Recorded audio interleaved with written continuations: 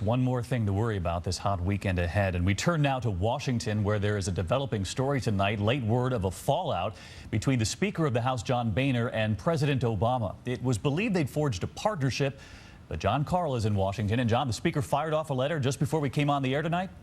That's right. You know, the Speaker and the President were on the verge of an historic deal that would have cut spending by $3.5 trillion, dealt with the debt crisis, and raised that debt ceiling. Now the Speaker has fired off this letter to all the members of the House saying the talks are over. He says it has become evident that the White House is simply not serious about ending the spending binge. In the end, the Speaker writes, we could not connect. I am told that this broke down over a disagreement over how much to raise tax revenues. And John, you know, it wasn't long after we learned this letter was coming that the President then said he was going to fire back too.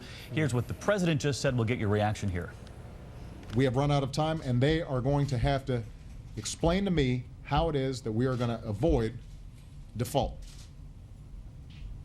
And they can come up with any plans that they want and bring them up here, and we will work on them. The only bottom line that I have is that we have to extend this debt ceiling through the next election.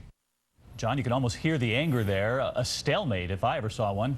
Absolutely, and those ultimatums are not received well up here on Capitol Hill, but I will say that congressional leaders agree with the second part of what he said, which is that we cannot have default. They have to raise that debt ceiling somehow. And John, you don't need me to remind you of the clock we've been counting here. 10 days now to that debt deadline. So how in the world do they come up with a deal in time?